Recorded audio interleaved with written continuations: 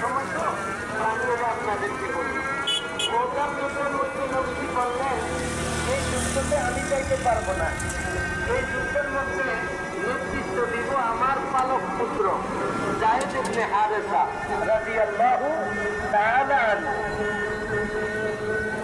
এরপরে জাফর সাদেক রাদিয়াল্লাহু তাআলা আনহু, এরপরে আব্দুল্লাহ ইবনে রাওয়াহা রাদিয়াল্লাহু তাআলা। যুদ্ধের মধ্যে নেতৃত্ব দেয় একজনে, নবীজি যে তিনজনের নাম বললেন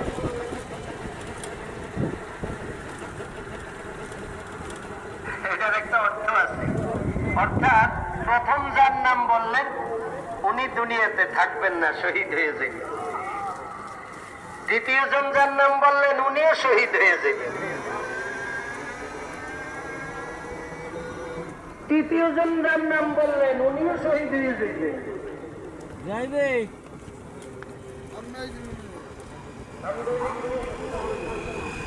আপনি ভেসে নামবেন, নামবেন কই? এই জায়গায় আস্তে আস্তে যান, নামে দিন। মা বাবা স্ত্রী সন্তানদের কাছে বিদায় আদায় নিয়ে আসো, যুদ্ধের ময়দানে তো যাইবা, আমিরের দায়িত্ব পালন করবা। কিতাবের মধ্যে আছে হযরত যায়েদ রাদিয়াল্লাহু তাআলা আনহু হয়ে গেলেন। হয় না না আল্লাহর হাবিব